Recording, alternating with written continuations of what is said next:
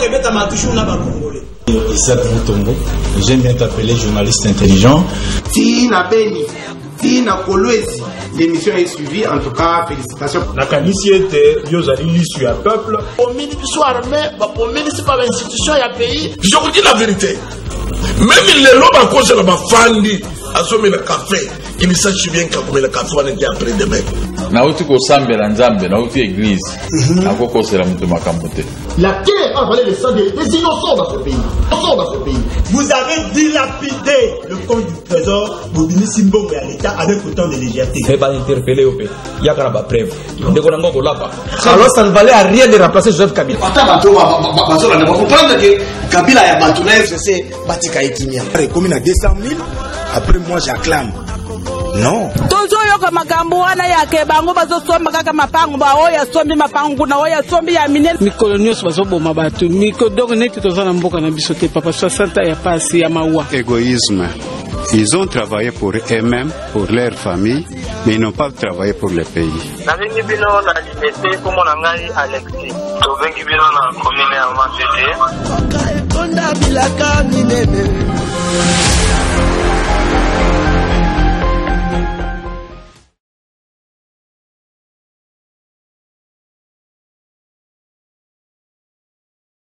mingi lisolo na kati ya mboka bandeko na ngai masolo ya kati ya mboka esi bandi ndenge na yebisaka bino toujours ete lisolo na kati ya mboka ebeta mana lolenge malamu kaka na bana mboka. Voilà pourquoi lisolo ya lelo ekozwela bino bana mboka bazali 4 na plateau moko tokobeta na bango lisolo eloko moko ekotikala te boyebi ete baactualité ya mboka ezalaki dominer semaine oyo na makambo etali déguerpissement ya mwana Congo Ngoi Kassanji a gagné en justice par monsieur Gabriel Mokia après beaucoup d'années à justice. Voilà, Gabriel Mokia a gagné procès wana et babimisi de Ngoi Kassanji libanda biloko ebwakami. Est-ce que c'était la justice qui était mais ali justice ndelo bama kikuna to ezali ba règlement de compte tokobeta lisolo na yango na plateau na biso tokobeta lisolo ya retour ya ndeko Martin Fayulu. Oh là là, Martin Fayulu est revenu.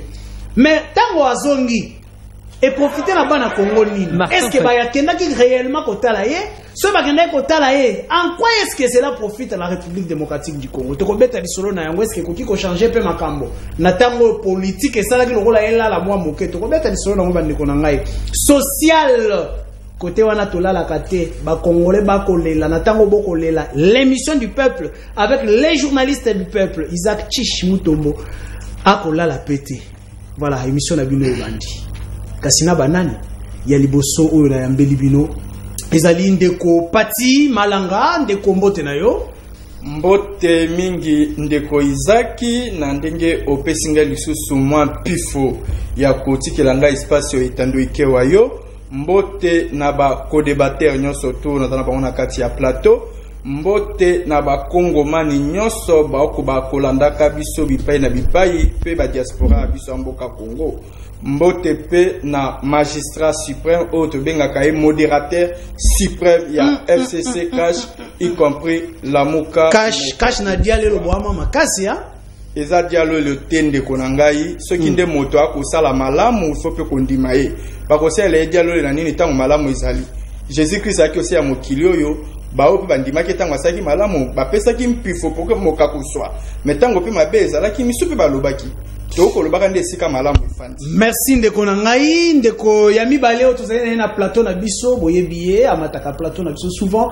ezali ndeko prophète politique Ziku Kambala ndeko Ziku ka mbote na yo mbote ndeko Isaac mbote pe na ba co-débatteur na biso tozana bango na plateau mbote pe na SP Ramazani Shadar mbote pe na Jili Mamulu Kizaka wazali proseka na ngai mbote pe na mkwene wa Hippolyte na population te mbote pe na population congolaise pe population ya Kinshasa mbote pe na Joseph Kabila Kabange le rais. Merci Je paiement na PC pe ba mbote pele Très bien, merci. Ndeko na biso ya misato, tozali na yena plateau na biso, ezali ndeko Sisi Chibiondo, qui est aussi de l'UDPS. Ndeko Sisi, mbote na yo. Mbote ndeko Isaac. Merci mingi na ndenge na lisusu na plateau na yo. Na pesi baninga tozali na bango na plateau mbote. Na pesi base na nga ya lingwa la mbote. Na minute so déjà télévision moko batebele. Na pesi bango mbote. Bala na émission. Merci beaucoup. Ndeko na biso ya suka tozali na plateau na biso ezali Ndeko Pepe o bomesani na ye mikolo Ndeko Pepe mbote na yo. Mbote ndeko Isaac, mbote na bandeko nyoso bazolanda biso na bandaku, mbote na baninga tozana bango na plateau, pe mbote spécial na président Gabriel Mukia oyo olanda nga na ngonga oyo rimer moko lokute tamboli na tonga ba bakangi Gabriel Mukia bakangi ye. Ndeti na oyo naza na plateau pona ko démentir information ana. Merci. Mboka moki aza malamu aza na ndaku na ye aza bien azolanda nga na ngonga oyo. Toko banda pe kaka na yo nazo banda kaka na yo kasi liboso na yango bandeko na ngai balandi nyonso ya émission devant les Congolais. Nous avons perdu un téléspectateur. Parmi les téléspectateurs minene ya émission na biso, voilà le nom est là. Ramazani Alimasi oyo tozali ko honorer mémoire na ye tokendaki pe wana depuis la mort tokendaki kotika nzoto na ye na cimetière ya Kitambo banda lobby. De ce côté-là, nous disons que son âme repose en paix. Bande qu'on a biso toko compatir na famille na ye biologique, professionnelle, paix na bana Congo nyonso na balandi nyonso ya émission devant les Congolais. Voilà, toko banda kaka na oyetali Ndeko Gabriel Mukia na Ndeko Kassanji. Est-ce que Maître Pepe omoni ezali droit to ezali acharnement lelo oyo kobimisa moninga na ndako na ndenge bosalia? Merci Ndeko Israël Isaac Ndeko Isaac na mutuna malamu o pesingai na meka ko éclaircir po bandeko nyoso bazolanda bamsusu bazana confusion baye ba o penze salemi likambo etali Ndeko na biso Ngoi Kassanji affaire ezali na justice, ça n'a rien à voir na likambo ya acharnement biso kutu surtout kaka nga oyo nazalaki ko telemela ngo kolobaka chaque fois na ba TV ko sensibiliser batuti na terrain pourquoi arrêt oyo elobamaka bandaka la son temps na 2016 Ngoi Kassanji était encore gouverneur, Joseph Kabila était président de la République. Mais il y avait un arrêt où ils allaient à faveur du président Gabriel Mukia à cause de la possession de Banda Kunae. Et cet arrêt-là souffrait d'exécution. Tobundi, Nzamba Sungi, na état de droit à solo au président Tshisekedi ya Yelibiso, fin de fait, Arango eye kokota en exécution. Ngoi Kassanji azalaki notifié, basengaki na ye en bonne et due forme abima na ndako. Ye moko nda salaki kiteti ne yango ano moni TGI atindaki batu bakende ko déguerpir. Ça n'a rien à voir avec l'acharnement, ça n'a rien à voir avec le président de la République. Pardon, on a soubi ça pas bande comme c'est comme si vous aviez le contre à rendre. Bazolo moni président Tshisekedi o maman Denise, non c'est du mensonge. Les affaires à justice, ça n'a rien à voir avec le président de la République. Et tali maman Denise et tali famille présidentielle. Mais c'est là Ndeko Pepe. Oui. Kaka justice moko wana natango ya Ndeko Joseph Kabila ekataki ete Ndeko Ngoi Kassanji alongaki bino nini ekosala ke bato wana moko lelo oyo bazala en faveur na te olandi bien te na uti koloba ke arrêt c'est depuis 2016 o moki alongaki Ngoi Kassanji atikala olonga te yende par contre ba avocat na e bazokosa ye nga nazalaki nga moko a personne na Cour suprême à l'époque 2016 je dis bien. Tangu tolonga ki to fetaka Cour suprême d'aller remplacé par Cour constitutionnelle. Voilà, Cour suprême basenda en 3. Yango de bota Conseil d'État et boti Cour de cassation et boti Cour suprême. Mais à l'époque, ils avaient qu'à Cour suprême yemoro. Nde arewane zalaka randi à faveur ya Gabriel Mukia. Il se fait que babi mananda bango bakomaki ba le tout puissant likolo même ya mibeko. Et comment qu'il sous tout banda procédure, mais comment qu'on la procédure alors qu'il y a déjà un arrêt? Dans les qui na TV na on a lobby le cabinet ya président Kamere. Aza na prison pour na arrêt moko songolo. Ba te belé bazu ba arrêt songolo. Mais pourquoi arrêt à moko ezalaka au salimate? Dieu merci, bakonzi ya justice, bayoki mbela wana, batali, mais qu'est-ce qui bloque? Merci Ndeko Pepe. Merci Ndeko Pepe. Aujourd'hui, tango mingi parce que nalingaki yonde o éclaircir parce que vous êtes dans le parti à Gabriel Moki à diriger jeunesse naye. Ndeko Sisi Chiliondo, est-ce que ce ne sont pas des comptes à rendre au rendre la bandeko ya régime o utiko leka Joseph Kabila? Bon, rectifier na no mutuna na yo polobi règlement des comptes au beau rendre. Nani wana zali ko rendre. Je pense bien qu'il y a chaque fois que justice est indépendante. Moi namboka Félix Sekedi depuis azwaki bokonzi na ye alukaki que même mise est à la likolo ya justice. Il y a eu un problème aussi, il y a impulsion. Ne loko aloba et ça là que justice na biso est comme indépendante, ba magistrat basala musala na bango ndenge elongo bani. Ndeko uti koloba wa ke arrêt ezalaki rendu depuis 2016 mais bandaki ko souffrir na exécution. Exécution wana e bandaki ko souffrir pourquoi? Parce que justice ezalaki na maboko ya batu. Ezalaki influencer lelo moyen ya ko influencer les sous justice ezate yango omoni vraie justice et kati ba remettre mwana mboka Gabriel Moka na badroit na ye. Eza ndenge moko pe ekozala na batu nyonso tu. Oyo azwa lopangu ya mutu to a confisca eloko ya mutu illégalement akotika yango justice ekozala musala na. Merci beaucoup Ndeko Sisi pour la justice Ndeko Ziku Kambala. Tomoni Ndeko mwana ya Ndeko Kassanji ko s'attaquer personnellement na moi si à président de la République 10 ans était pour moi si à président de la République azali impliqué na makambo wana ndenge nini yo moni likambo ya Ndeko Kassanji na Ndeko Mokia na maloba. Merci beaucoup Ndeko Isaac. Je crois que beaucoup plus likambo ya Ndeko Kassanji na Ndeko Gabriel Mokia nana réserve makasi penza pona ko commenter yango likambo ngai nazobundela kolekela na ba télévision eza likambo zo toucher mingi population parce que ndenge na yeboye population eza na mulili, population bazana maite, population bazana courante, population bazana insécurité notoire. Chaque jour na Beni batu bazo kufa na Butembo batu bazo kufa. Dollar na minute tozaboye 21 000 francs congolais. Pose à la 100 dollars, il faut à la 210 000 francs congolais.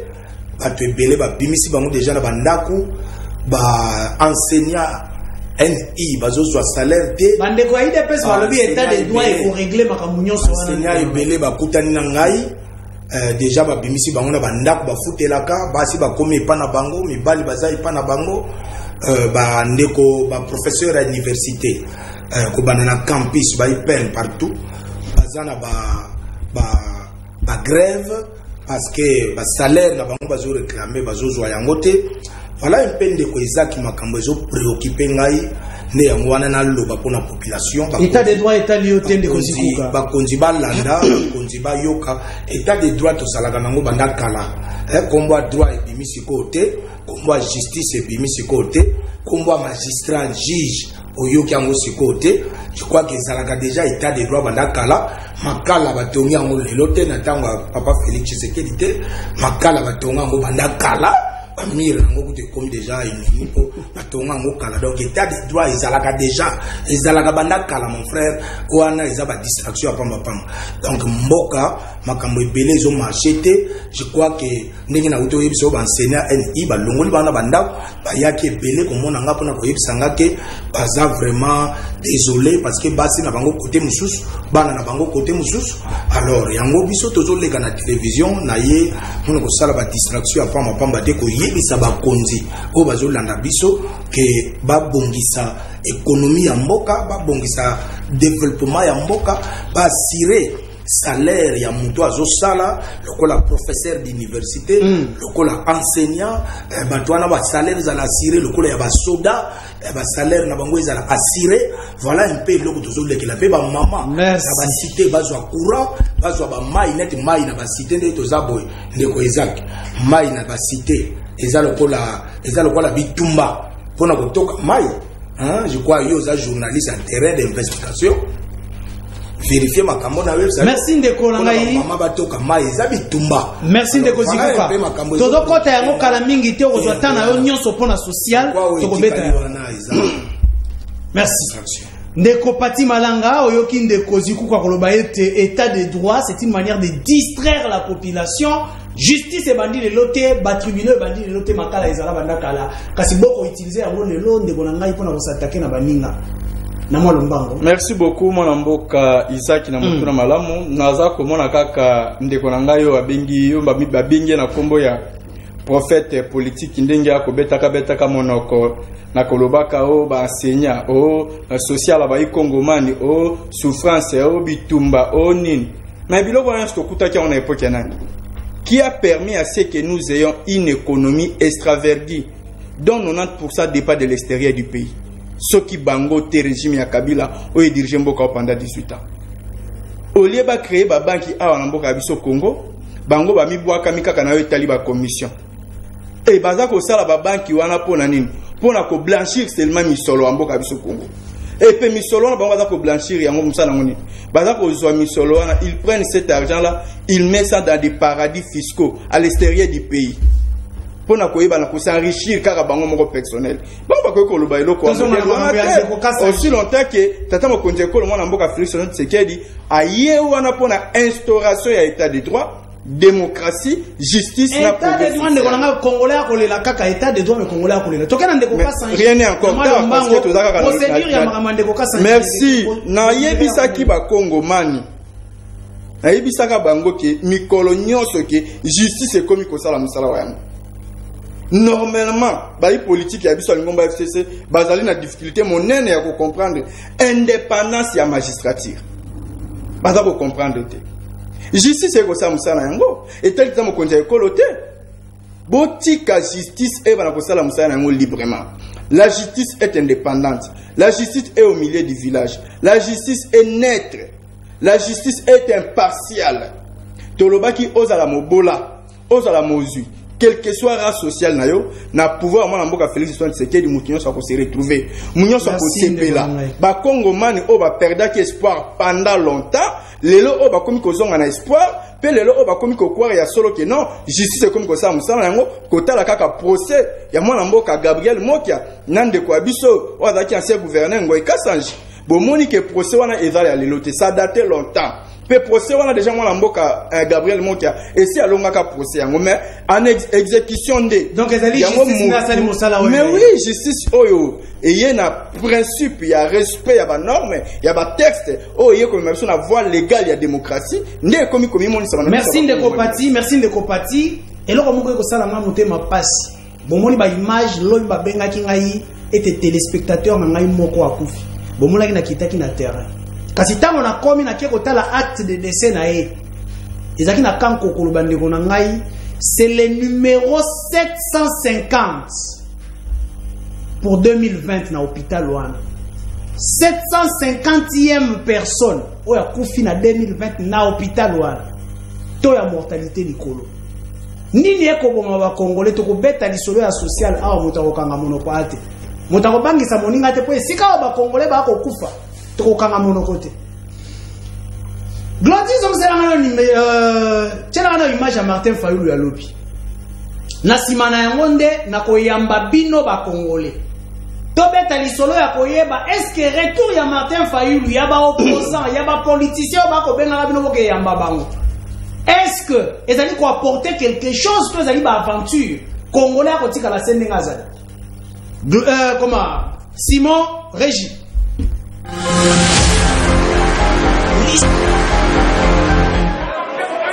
Martin Fayulu voulait un retour triomphal après plusieurs semaines passées à l'étranger. Le candidat déçu de l'élection présidentielle continue de se proclamer vainqueur, mais il a compris la nécessité d'utiliser ce soutien populaire à des fins politiques. Est-ce que les Soudanais sont supérieurs à nous? Non. Nous dépassent-ils dans la mobilisation? Non. Est-ce que les Algériens nous dépassent? Non. Nous dépassent-ils? Non. Bouteflika a passé plusieurs années au pouvoir. Où est-il aujourd'hui? Il a quitté. Martin Fayoulou continue d'entretenir la confusion. Pendant son meeting, il a de nouveau réclamé le départ de Félix Tshisekedi, mais demande également aux 80 députés élus pour la coalition Lamuka de jouer leur rôle d'opposants à l'Assemblée. Est-ce qu'on négocie avec la vérité? Est-ce qu'on construit un pays sur base de mensonges, sur base de la tricherie? On a trop parlé, on a trop fait des discours, on a écouté beaucoup de conseils, maintenant ça suffit. Nous devons passer aux actions. Lamuka devient une plateforme politique et les ténors de l'opposition, dont Moïse Katumbi, vont se relayer tous les 3 mois à la présidence.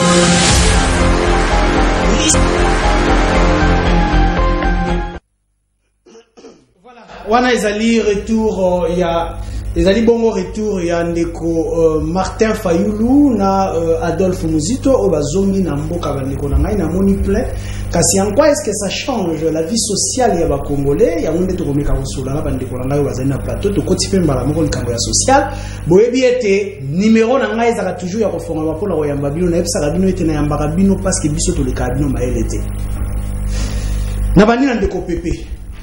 Ndeko Pepe, lelo oyo ndeko Moki alobi aza ko soutenir président de la République. Kasi retour ya Martin Fayoulou na opposition moni plein wane ko bangisa te. Merci ndeko na ngai na maloba.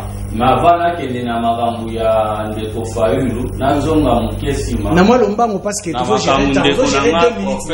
Oui, na makambo prophète alobaki ke ba justice nyonso ezalaki banda kala. Mais malgré Kikalango, baebisi biso que la justice élève une nation. Ndeko alobi makambo ande ba NI bazofuta mate, ba boye bazofuta mate, bazobosana ke bazofuta mate wana bande époque na bango moko bazale ko kamba mboka. Président Tshisekedi aye ko kuta mboka na situation na kutu par contre ya sali ya motuya atosi constitution o ezao bango bazali kotosa te o elobelaki likambo ya gratuité. Président ye a mettre en exécution ndenge ya ye na état de droit totosa makambo nyonso. Mais na kokamwa soki ye mutu akoki koloba makambo ya bongo ke ezalaki kala alors que constitution apamba bazali kokoka ko exécuter. Merci prophète ayoki ya ko répondre. Toke ici. Makambo etali ndeko Fayoulou ayaki lobi pona nga eza non événement. Comment ça? Déjà président, te mutu nyonso yo kendaki na matanga na kanko kolo bat bazalete. Bato bazalaki ebele. Elo we anso na bete concert lobby to monaki bato bazalaki ebele. Donc elingi koloba te ke soki ndekwaye aleki confinement libanda bato bamoni eka la famille bandeko ne baninga bakende koyambe c'est normal. Mutu nyonso soka uti mobembo ye bakenda koyamba ye. Maintenant o etali ba déclaration azolobaka lobaka. Président de la République asa ya nola kaye indirectement na makamoko boye batuna kaye alobaki ke Fayoulou aza député ba réforme nae banini amema yango na parlement. C'est la voie légale et la voie autorisée. Aza député qui député. Donc vous condamnez ma propos nae alobamo na parlement c'est bien c'est mieux que aux députés no lobara na balabala. Ça ne sert à rien. Merci Ndeko Pepe. Ndeko Sisi rapidement boko lenga côté à l'UDPS te pote oyo baso Fayoulou akosala lelo bino pe bosala ki angolo bina papa Tshisekedi ba plein wana boko banga teke lelo oyo poser bino pe problème.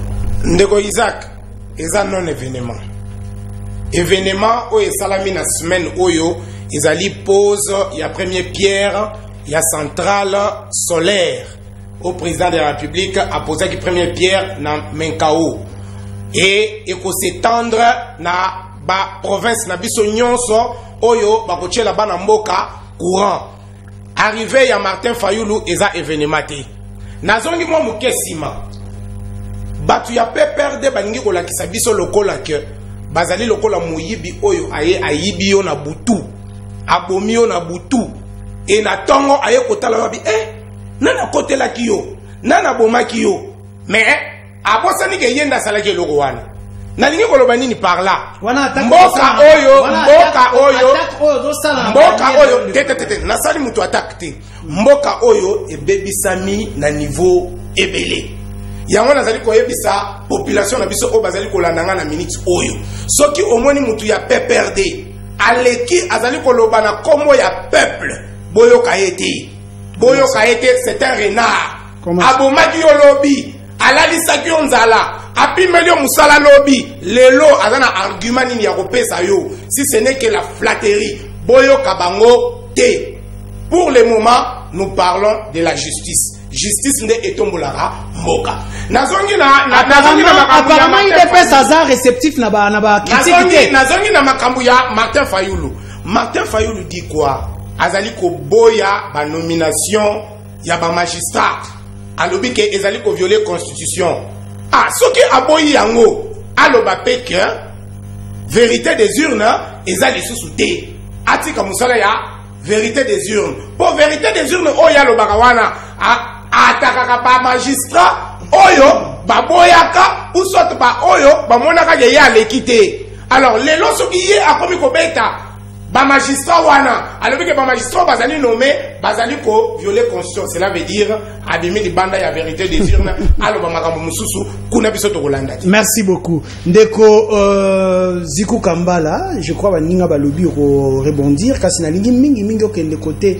ya plein oyo ya lobby na côté ya Martin Fayulu asalaki lobby. Est-ce que ça profite à la nation parce que na lobby to lobela mingi social? Est-ce que ça profite à la nation to ezali erreur to ke inde ko la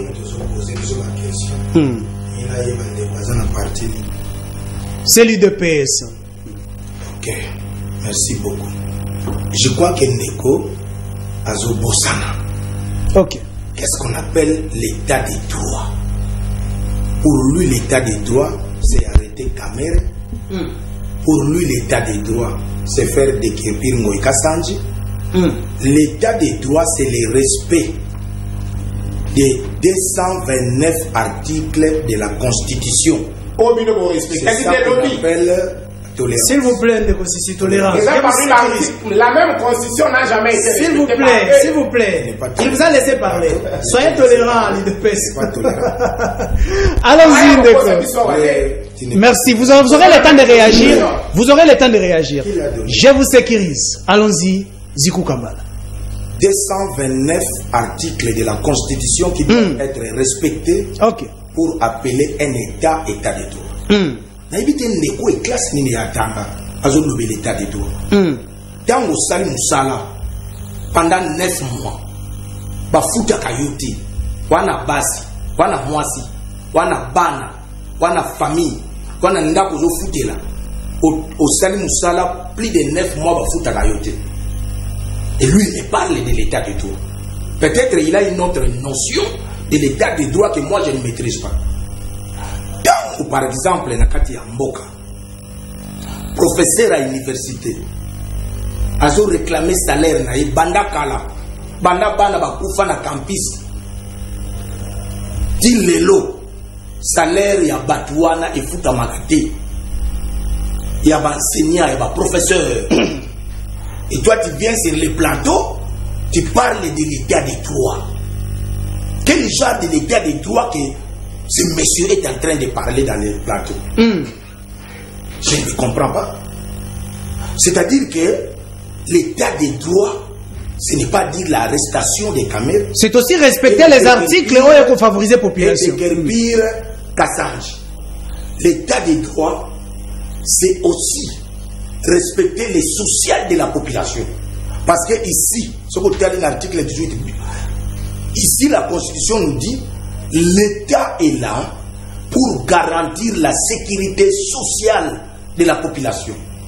Et moi j'ai appris dans les sciences politiques, si un État est incapable de garantir la sécurité sociale, c'est-à-dire c'est un État démissionnaire. C'est ce que j'ai appris.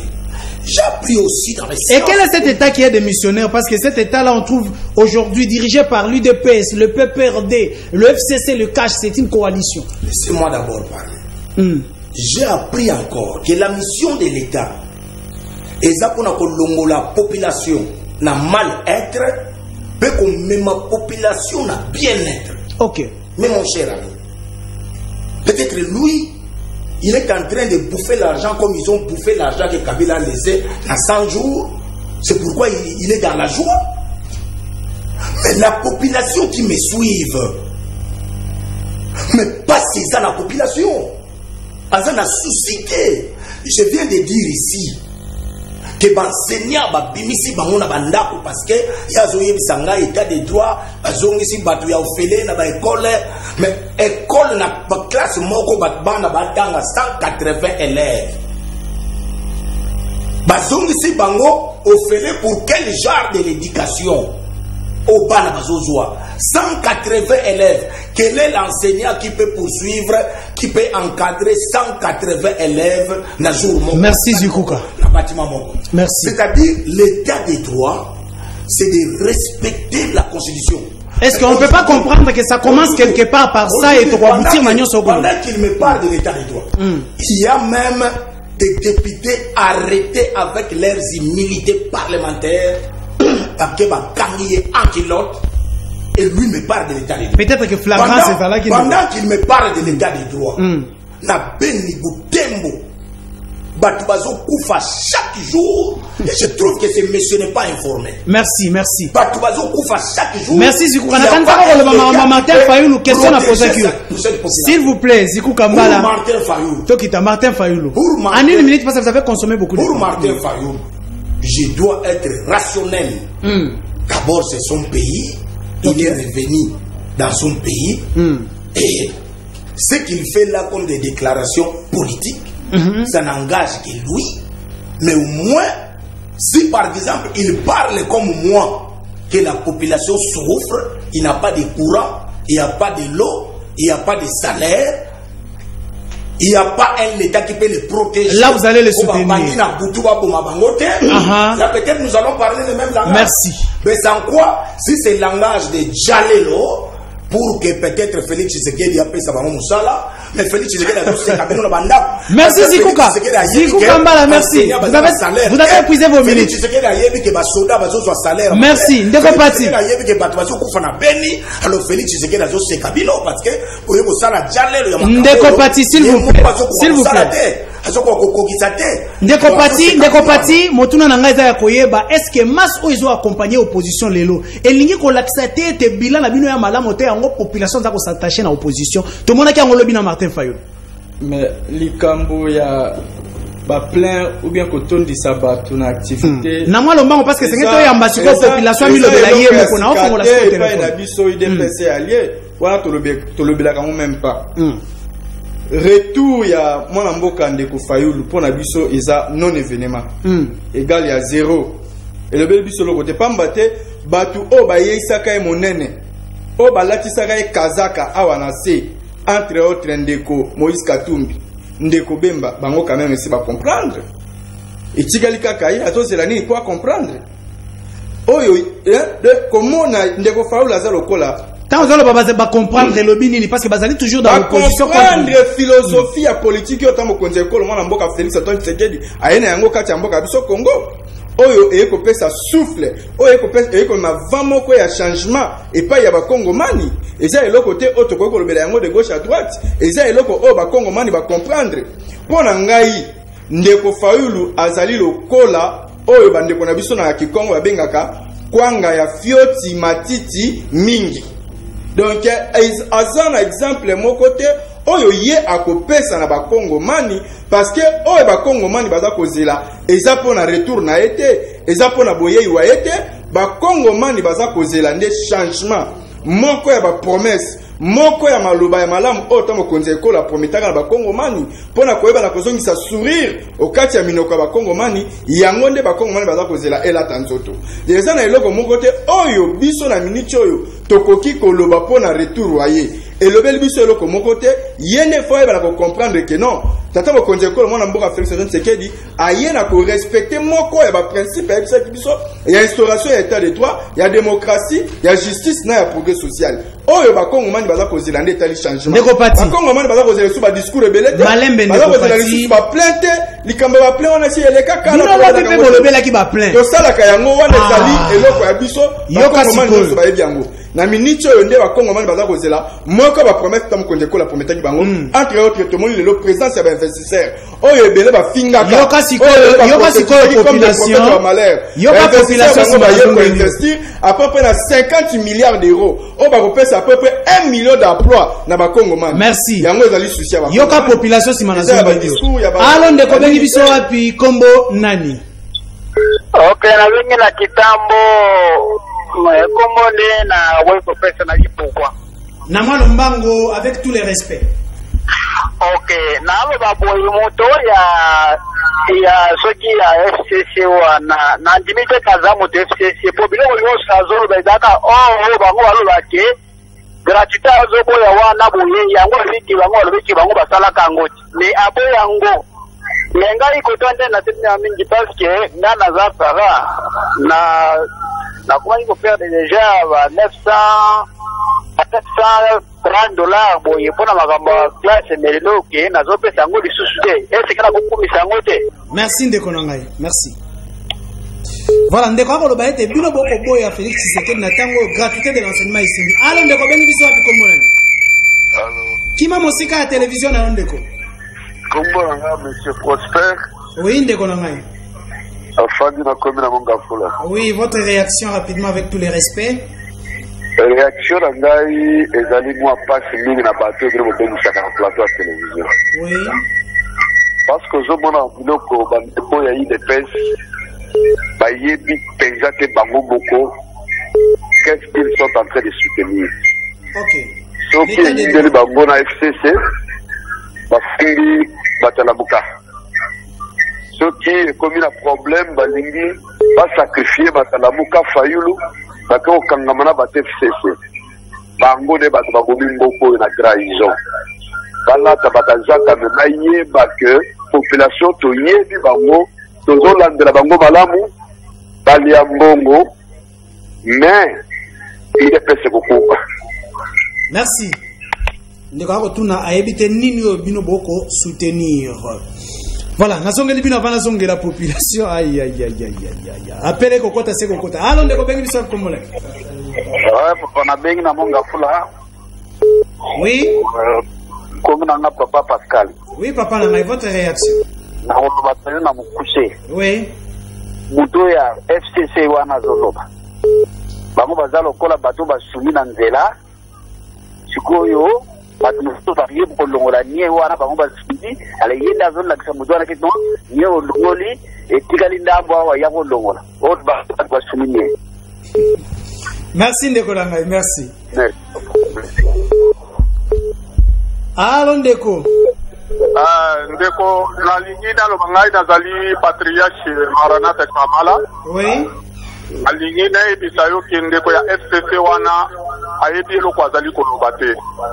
Gouvernement wana yazoloba ezofuta bato te, eza gouvernement ya nani, eza ya bango ya FCC. Nde bango bazotia cadre ke président de la République a réussir te po bango baya kosala contrepoids na 2023. Azobebisela ye mosala. Bato wana baza bato kobengana bango nyonso. Merci à vous. Voilà bango nyonso papa koyamba bango ata na émission na yo wana te. Babebisi mboka oyo bato wana. Merci beaucoup. Merci ndeko. Alo ndeko bengi biso api kombo nani? Oh là là. Nasina ya mbio ndeko sengeli oloba. Alo? Perturbation bani. Alo? Allô? Oui ndeko na ngai na koyoka. Bon ngai kombo na ngagol bana vani na Selembao. Oui. Bato ya IDPS wana babilo bazolo bate. Bato ya mboka ndenge baza wana. Baolo babuzo bayebi te ke peuple afotaki Martin Fayulu bango badetourne vision peuple nde baza wana bakosambola 2023. Voilà, on est dans la population de Alobi. Alo ndeko bengi biso api kombone. Ouais, na bengi na bandali. Voilà ndeko na ngai votre réaction. Makambo ndeko ya FCC azoloba oyo papa nanga tolina komingi na mission no namoni ke akomi ko baise biso television lendenge ni muta kopoza confusion boye attention yebo kazosala donc namona lokola ya bargima ko lifata muto ala muka pasi nyosa zo critique wana yende sengini ba critique yango. Merci. Merci Ndeko. Allô, appel Yasuka Ndeko Nangai. Allô. Perturbation. Allô. Allô. Allô. Allô, maman. Allô. Nalobi boye. Oui.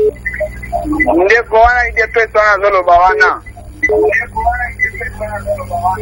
Oui. Est-ce que bakambo wa basalaka bayedi yango?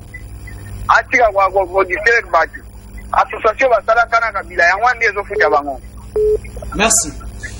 Voilà bandeko nanga nazozongela bino bobenga nazozongela bino parce que émission oyo ezalaka émission ya peuple. Aïe aïe aïe. Émission ya peuple nazozongela bino kasi tobeta nanu masolo na kati ya plateau parce que masolo yango ekomi penda ko mata. Tokomi koyoka yango nazobanda na ndeko pepe oyo kizikuka mbala koloba ete soki eta ezali pona ko résoudre problème ya ya population. Na tango oyo l'état est incapable de résoudre problème ya population. Tous autres taxés des démissionnaires. Votre avis? Nazo regretter mingi koyoka maloba ya ndeko vraiment na okamo. Il fallait qu'il y ait kutu soni ya koloba makambo azoloba wana. Pourquoi? Pour situation neti ya mai na courant na Congo na Kinshasa. Ibandi lelo te.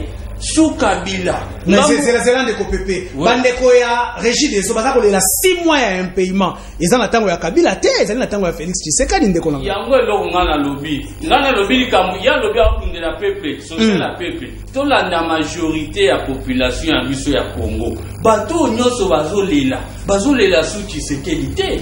Situation ya Congo nga base na ngele électoral o bato basala nga confiance na mikondo kuna na Kingasani ya suka. Banda to bandana bango komba oyo bamonaka ta kurate oyo bato mususu bamonaka bango ndire balongola bango babosana bango na makambo ya courant tozi ba fonctionnaire boni ba fonctionnaire bazonyoka na mboka oyo situation salaire nini kolobate sans compter ba makambo ebele ba fonctionnaire surtout bango ndire ba memangambu na mboka oyo ndire babosana bango. Mais pendant ce temps-là, batumsusu bazozo bambongo, tozomona ba exonération, tozomona boy, ba 100 millions, bambongo kaka minene, population souffrira pour na 10 000 francs. Donc, yete mutaza mieux placé, ya koloba makambo bongo. Mais etali population, basa la confiance na président de la République, à quelques mois, une année, ce qui 6 mois ou 7 mois, Zubokonzi, à la qui si ba avancé significatif, moko ya bien. Oh, il y a quelque qui confiance et salemi, to teti aussi sa 5 ans, Congo ou Ekobongo à la vraiment, bon, c'est fait la million. Merci population à Kolobaete, oh, yo matin, faire la saline lelo. Bino pe bosala ki yango lobby. Bo critica ki pouvoir ya lobby parce que population allait ko se retrouver té. Lelo boko critiquer muninga ko critiquer bino pona ni. Boko koka, boko ko supporter critique té. OK. Na yebisa ki déjà que eza non événement. Ndenge nazongela na eloko ndeko uti koloba awa na kanisa ki prophète politique akobimisa ba déclaration politique awa lelo apparemment ba attaque nous dalika na prophète eza ba attaque ndenge nazongisa sima soka yebi yango te nazali ko informer ke Kabila atika eloko moko te na banque centrale nenga ganja wake ba délapide mbongo ya l'état ya programme ya Kabila na rien 1 milliard 1,5 milliard, papa. Il faut yoka soni. Mboka munene lokola RDC. Président sortant, azotira 1 milliard na caisse. Pebo gangi yango pebo lobiki atiki mbongo. Atiki eloko te. Eza bo soni mingi. Babiloko bo ezo pesa batukanda. Mbongo ya réserve ba kontaka yango te parmi ba. Merci. Ndeko Jikuka au répondre. Ndenge bisoboy. Awuti koloba wake. Gratuité ya enseignement 180 élèves na classe moko. Papa, nazo tuna ye nani 100 000 écoles. Oyo matata il fallait ka tunga yeza wa. Nazali ko informer déjà que dossier si la muki, ils vont répondre. Donc nazo lo bama ko courant na mai yazali ko. Wana menace au sala bandeko. Est-ce que oyebi que il y a un sabotage? Est-ce s'il vous plaît, répondez à ma question, répondez. Est-ce que oyebi que il y a un sabotage par rapport à la gratuité renseignement? Donc nazali ko lo bama NI, ba futamité. Mais ba NI na baba na n'importe na bango. Et il y a eu des NI fictifs. oyo lelo oyo bapezele baninga po baninga bafutama te pe ba NI wana bauti wapi eza bandeko ya PPRD oyo merci namona za na posa ko répondre maite ils n'ont rien à apprendre na peuple congolais et si babebisi mboka bayibi na ministre tozali kopesa confiance na Félix Tshisekedi tangu yazali koloba na merci ndeko zela nanu na répondre zela 2 secondes tangu yazali koloba ke nazana musala te nazoluka musala et pas Félix Tshisekedi et pas Félix Tshisekedi naluka musala te Félix Tshisekedi aye na pouvoir akuti nga nazana musala awa nazana posa te na ebisa ye pouvoir musala ozana ta Kabila musala nazala ya Kabila eza musala privé eza musala privé nazala musala privé nazali ko informer soki ye asalaki soki lelo ye ata place azako banomaki ye pas Kabila ngai te non je ne le connais pas la nomination de Kozikuka wana ko répondre parce que na ebite peut-être yo banoma on a butu je ne sais pas mais na mona on a nomination te na pesi siko parole au réagir par rapport ya bandeko ba bengi ba lubi ete ibino beaucoup ko critiquer te ata kutu lelo moni mabero ko critiquer te OK Azana école la tolérance et la discipline. OK. C'est la tolérance et c'est aussi la discipline. Je crois que maintenant soit yebi. Ko ganga na micro ya télévision eza kolobati. Pendant qu'il dit rien, il est en train de criailler dans les chaînes de télévision. Il n'a pas même de matière. Alors, c'est donné la matière. Na uti ko yebi sa que état de droit eza article premier ya constitution tina 229 ofoi kokisama na kati ya mboka na uto koyebisa ye ke jalelo azosala wana na uto koyebisa ye ke même Félix Tshisekedi azoseka ye Félix Tshisekedi ayebi ke na minute otoloba boye peuple ezosouffrir et puis azoyebisa nga ke depuis bino bozala na pouvoir mon frère ce qu'on pouvoir il y a cela une année aux qu'il y a 2 ans. Mais il n'y a pas de changement. Il n'y a pas de changement. Je ne vois rien absolument. Je te dis ceci, écoutez-moi. Toi, tu me parles de gratuité. Mais moi, je te parle des enseignants impayés et mal payés au pays. Toi, tu me parles d'état de droit. Mais moi, je te dis que courant, il y a 3 fois par jour. Mais si Nel a eu facture à la fin du mois. Maïe Bimi. 3 fois par mois, mais Régie des eaux a eu facture mon pimba. La fin du mois.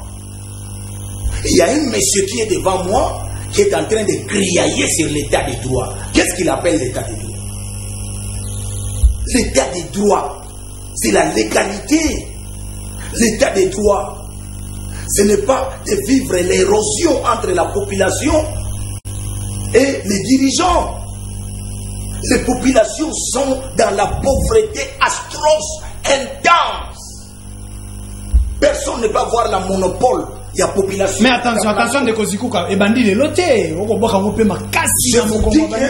Je vous dis que oui, et bandit les loté.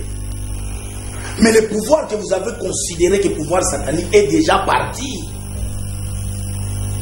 Maintenant, ceux qui sont là, il y a ceux-là. Bon, ceux qui, par exemple, la population, parce qu'on sa population courra d'une sécurité. Mais pourquoi Bango va se tomber à Banda? Banda pour Bango va se tomber à Banda. Nous avons suivi dans Top Congo les porte-parole. Il y a IDPS. Je crois que c'est le professeur, c'est Chilumbo. Paul Chilumbo. Il a dénoncé ça. Tu es journaliste, tu connais ça. Alors maintenant, moi je suis là, je parle de la population congolaise. Ce qu'on Luka qui ose pouvoir. Et c'est là qui peut saluer la population. Et personne ne peut me dire que je ne peux pas donner mes analyses. Monsieur, merci, vous êtes libre. Je n'étais pas pendant 18 ans, tu ne m'as pas vu être nommé même chef du quartier, même bourgmestre, même vice-ministre, même ministre. Ça signifie que mes mains sont propres et personne au Congo qui connaît ma discipline dans la gestion.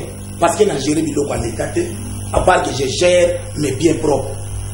Donc ça signifie que ce monsieur, il est en train de faire Janelo et Félix Tshisekedi va t'aboyer à occuper bango côté parce que parce que ça est vérité. Merci. Vous devez dire la vérité. Merci. Vous savez que pendant que je vous parle, pas de tolérance na cité parce que côté là-bas tu n'as pas pas côté yo. C'est compris. C'est compris. Va violer moi si na bana na yo après va boumi yo. Ah ouais, merci. Et lui me parle. Alors, dès qu'on partit, moi, le manga va dans la tour, il y a Souka, parce que nous avons Souka pour l'émission de l'eau, et là, je appelle mi balé dans l'autorisation. Merci beaucoup. Rapidement. Merci beaucoup, Ndeko Isaac. Bakongo mani baza suba na mikete oyo toko ko sabango. Sikana lobande bo solo. Bakongo mani baza ba n'importe qui te. Licho biso to bundai na mboka oyo za pona changement. Et to yewa na te pona ko sala tourisme. To yende pour changement il y a sourire dans quel pays où il y a les changements c'est là il y a cela une année et demie lui dans son quartier bilanini oh bino boza ko wela biso bilanini oh boza ko wela biso ke to sala aussi longtemps que bo sala 18 ans bolona kaka ya mabe boza ko continuer ko sala ya mabe azolo balika ba NI problème ba NI eza problème e ça ko et c'est daté les loté depuis régime na bango muto alingi le mais oui muto alingi le a régulariser protéger ngai na loba muto alingi le a régulariser situation ya ba NI c'est son excellence monsieur le président Félix Antoine Tshisekedi oyo asala qui échange na ba syndicat nyo sur FST pour na koyeba na kozwa ba disposition ya malamu pour na ko sécuriser o etali ba non payé na ba NI il y a au moins 27 609 NI fictifs. Oyo bango régime na bango batia. Balia kambongo ya ofele. Bao baza ko kende ko tangisa, baza ko nyokwama. Wana ko soutenir Tony Mwamba. Mena yebisi yo. Yokanga na sisa koloba. Likambo ya délestage ya ngotangela biso mode délestage. Bana ibeli biso na mboka o. Soki régime na bango te. Teyeba kama kama délestage na mboka oyo. Na ye koyebisa yo boye. Na niveau ya gestion ya mboka. Tous dans la coalition la bande quoi FCC mais premier ministre Azana Kanine Azana Kana Bangote qui détient la politique du gouvernement si ce n'est pas FCC qui détient l'économie du pays si ce n'est pas FCC qui sont majorité au niveau du parlement qui ce n'est pas ces gens-là. Merci Pati Malanga. Premier ministre, gouverneur ya banque. Baza bato bakoya ko sungata mo konza école par rapport ya lobbying na vision dans yango. Bango bazo ya ka koluka ko tia ba kwaki, koluka ko tia ba boy. Merci. Bomba ba bandaki ko zwa 95000. Grâce à mo konza école mo na mboka Pati Malanga kitsa motema. Ba enseignant ba komi ko toucher 410 000. Pati Malanga, merci. Ya ki to ba kanyo surtout. Population, collectif solo. Ozo katanga maloba, na ko ba ka mukia. Merci Ndekolanga. Merci Ndekolangai. Balandio ya ngai émission na biso comme kokende na suka. Boyebi ete émission na biso ezaka chaque dimanche à 18h na ko passer bango maloba ya suka kasi ngai na bino lisolo e ko continuer. Ndeko pepe na mwa lombango pour na ko clôturer na lingi o ça la proposition. Ya koloba ete voilà lelo peut être situation est changée et c'est que tout ça la bonne lingi sous critique te. Tokai population ko landa bino. Ozaka na ba seconde. Merci Ndeko na maloba sous proposition. Alors, appeler la population de Kalobaki Maramba courant. Soka la information président Tshisekedi a été proposé première pierre pour na Mechango na Mekao pour na likambu ya courant. C'est pour dire que azalaka na souci ya population ya ko aider population. Mais totika nde ki mutema mabe totika kindoki. Président Tshisekedi a vu Congo ya kokufa. Ezoka musanga to na omona ba mutu moko ya parmi ba bomaki Congo azo ba na kanda nazoka moi pe nazo regretter. Merci. Et l'autre n'a pas ce qu'on a le baquet, le président est trop bon, trop bon. Pour ça là qui mauvais, bah tu vois notre falo za on va faire ça dans la makala. Yoka. Mais il appelle mon pour là. Oui. Et ça qui avant émission mon tout ça l'émission ya suka 2 jours après mon tomo ya benina pour la mettre pepe wala bomo. Tango ya kana kasar ba na so za ya fayo. Mais na plateau to kama mamba ko. Vous allez répondre dans 2 secondes. Merci. Quartier nanga kutu bao ba yebinga ba benga nga mokia. Et comme sanga nga mutu o na la identité nanga partout bisika na salaka. Bisika na salaka ba staff nanga e pa nanga koma parlement ya MDECO. Merci nyoso ba yebi. Merci. Donc ba Ndeko batika ki mutema mabe. Ndeko sisi ozo pesa malobano ya suka kasi lelo ta ekei. Nanga na balancer le image moko ya bandeko ya UDPS so ba kangi nzela pona koyeba hymne ya parti na bino. il y a beaucoup de dérapages au Tchépé Mouane de Baran en Katia Parti. Oui. Vous n'avez que 30 secondes. Oui, oui. Ndeko Isaac, tant que vous allez que changement ezalité, nazali ko kamwa, changement ezali. Et tozana nous natana biso. Tozana mandat il y a 5 ans. 5 ans dans l'utilité. Tozana mandat na biso peuple congolais, ba pesa biso confiance. Tokosala buzoba oba misusu basalaki la fois passée. Tant que vous allez koloba batu il y a eu de peste. Je pense bien que Olanda qui ndenge moko pe na ngai secrétaire général Nabiso Aleka qui pour éclairer opinion qu'il y a des infiltrés au sein de l'UDPS. D'ailleurs, quand on a informé qu'il y a restructuration au sein de la cellule de Nabiso, oyo ba bengi ba combattant Nabiso nyo surtout bazonga na ba cellule na bango ba kende ko s'enregistrer potoye ba qui est de l'UDPS. Très bien. Merci na Rosala Mokuse na yo. Ndeko Zikou Kambala, les prophètes politiques, le Banoé Asuka pour l'émission à l'élo, proposition, que devons-nous faire pour la situation sociale aux populations, aux unions se dénoncer. D'abord, pour la situation sociale, il y a un problème, il y a culture congolaise. Il faut que les Congolais changer de culture. Les Congolais, ceux qui ont une nomination, il y a une nomination pour la Yemoko, Atonga Bandaku, Asoma Mapango, Atonga Bandaku na Poto, na Canada, na Belgique, na France, Azokipe na population. Yango wana bandeko balobi boye, bango bazomona changement, ngana yebisi bango ke s'il y a un changement, c'est que seulement dollar et longwe na 16 500 et comme à 21. C'est ça le changement. S'il y a seulement un changement, c'est ce que na béni na butembu batubazo kufa chaque jour. S'il y a seulement un changement, c'est ce que tout le monde en merci. Tout le monde batu baso sala, mais baso salaire pendant s'il y a un changement, les Akaka observé que tout le monde va arrestation arbitraire. Merci.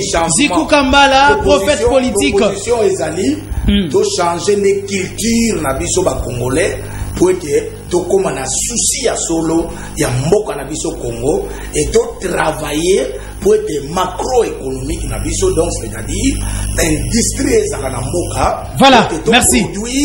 Ndekopati en 30 secondes, zala mokuse penza. Merci na yebi na koyebisa toujours na ba Congomani qui basa toujours na confiance à l'égard ta mokonza ekolo mwana mboka Félix Antoine Tshisekedi. Ba difficulté o nyonso tozali kokuta na yango lelo ezali ba conséquence ya mauvaise gestion ya régime passé. Kolongwa na 2011, si na 2018 dollars ezalaki na 900 et comité na ba 1700. Mais il faut comprendre.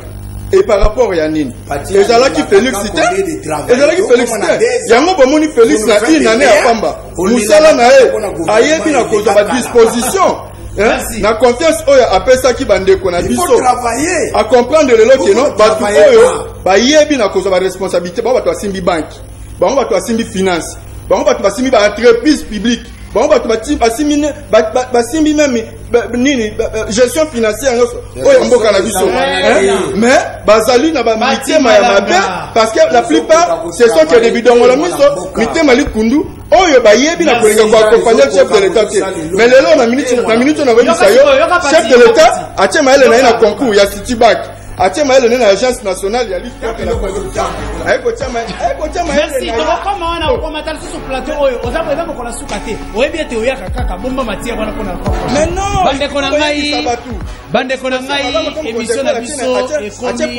émission na biso ekomi na suka émission to dédiée yango plus particulièrement dans des konabiso téléspectateurs lokola yo moto ko landa ngai oyo alingaki pe émission makasi oyo atiki biso to kendai ko kundaye j'étais personnellement là de ko Ramazani Alimasi at motema na e comment elimo na ye était pema na kimia kasi pona oyo tikali bombe na ngai même après l'émission nazo recevoir merci et bye.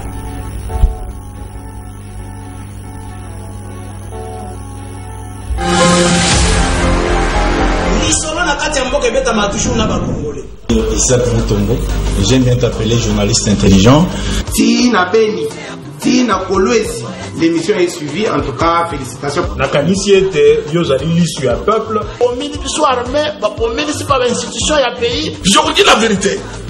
Même les lobes à cause de la fandi, à sommer le café, qui ne sache bien comme le café on était après demain. Nauti kosambela nzambe nauti église akokosela mutu makambo te. La terre a avalé le sang des innocents dans ce pays. Vous avez dilapidé le compte du trésor Bobini Simbongo et à l'État avec autant de légèreté. Mais pas interpeller au pays. Il y a preuve.